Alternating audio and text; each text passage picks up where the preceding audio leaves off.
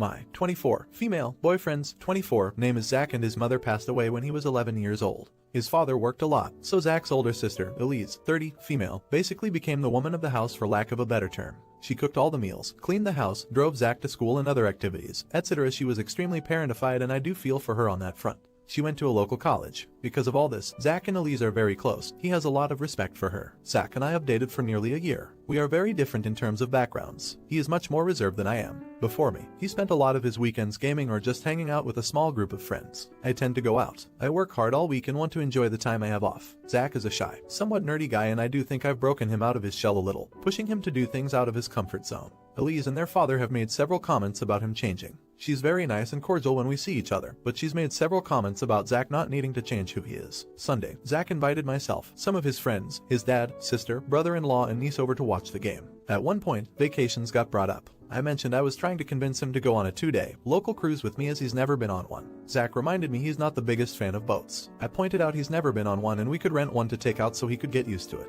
He was somewhat on the fence. Myself and one of his buddies were trying to help him see it's not so bad. Elise butted in and said if he doesn't want to go, then I'm sure you can find something else to do. I said I was pretty sure I could talk him into it. She asked why I would want to go if he really didn't want to. I said of course I would never try to force him to go, but it's just something to think about. She repeated that he doesn't like boats and that I should respect that. I rolled my eyes, not really understanding why she was so adamant on this, and said she needed to relax.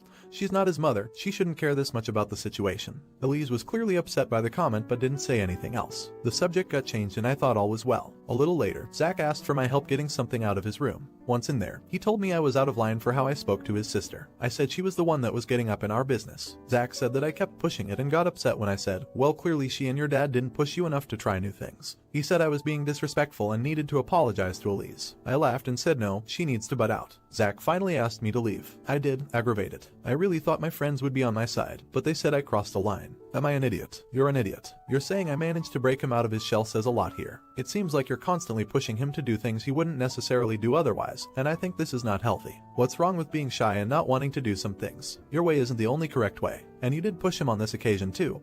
And you were being disrespectful to his sister. You're an idiot. You did cross a line. You got told something against what you wanted to do and then went to double down on it. When you didn't get any leeway, you got an attitude. She's right though. Why go on a whole ass cruise if he doesn't like boats? Start smaller. This seems more about you than him for vacation's sake. Let me know in the comments if Zach is an idiot. Now for the next story. Am I an idiot for sending my niece to live with her other uncle? My sister-in-law passed away 12 years ago and my brother passed away 4 years ago. They had a daughter who is 13 years old now. After my brother passed away, both me and my sister-in-law's brother tried to adopt my niece, but as my niece didn't have much of a relationship with her mom's family, I was obviously the better option, so I ended up adopting her. Recently, my niece has got this very annoying habit that whenever we have a disagreement, she says she would rather go and live with her other uncle. I know she doesn't mean it because 1, she barely knows her other uncle, 2, I have a high-paying job and I'm able to provide things that most people aren't able to provide, so she is too spoiled to be able to live with anyone else. About a week ago it happened again. She told me she wants to live with her other uncle. This time I told her to go pack a bag. She went to her room. An hour later I went to her room and asked her if she was ready. She said she didn't mean what she said and doesn't really want to go. I told her that she should go anyway. She'll stay for a week and then she can tell me if she wants to stay there or come back home.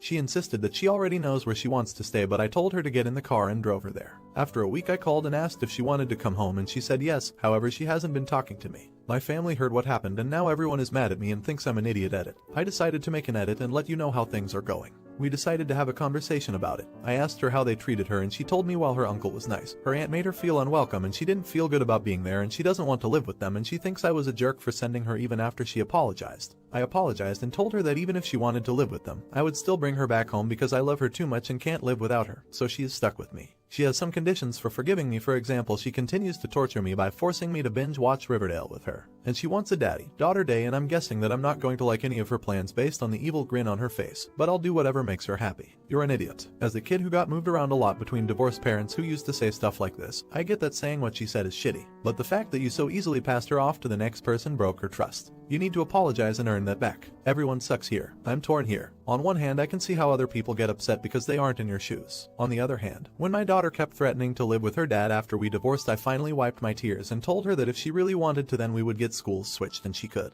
That was the last time I ever heard that from her, and that was 2 years ago. She sees her dad 50 over 50, but I never had her actually go stay with him. That wasn't custody time. Let me know if it was justified for him to send his niece away. Now, for the next story. Am I an idiot for deceiving my wife into joining me for my drive to work? I, male 37, and my wife, a female 31, live in a suburban area. I commute to work in a nearby city every day and she stays at home. We have no children. My commute is generally about 2 hours. I can shorten this by 10 minutes 20 minutes with some good timing and luck.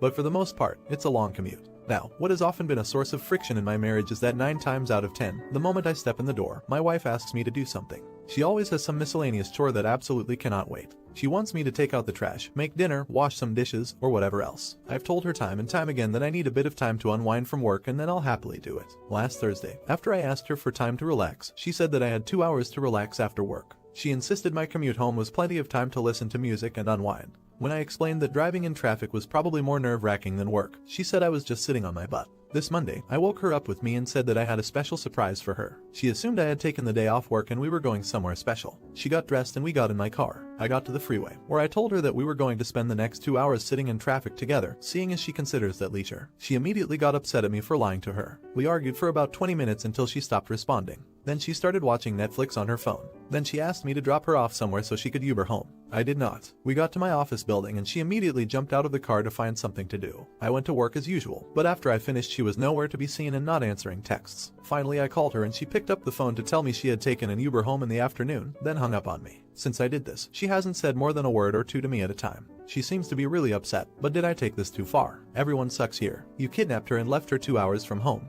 That's horrific. But yay, you need some time to unwind after work and that is 100% reasonable. You shouldn't have done it like this, but you absolutely needed to make the point. Also, she can take out the trash. You're gone 12 or 13 damned hours. Edit. She's unemployed, no kids. Why isn't she making dinner or doing the dishes? You're an idiot, and have serious issues that you even have to ask. And more fricked up that you did what you did. That was the best way you thought of to try and make a point. The only thing it shows is how big of an idiot you are. Now for the next story. Am I an idiot for not paying for my mom's surgery even though I have money for it? I am a 35-year-old female. I lost my father very early when I was 5 years old. A few months after his death, my mother married a guy named John. John already had 2 teenage boys and he didn't want to raise me because he never wanted to be a girl's father. My mother, like a good mother, abandoned me with my aunt and took my brother, 8 by the time, with her to live with her husband.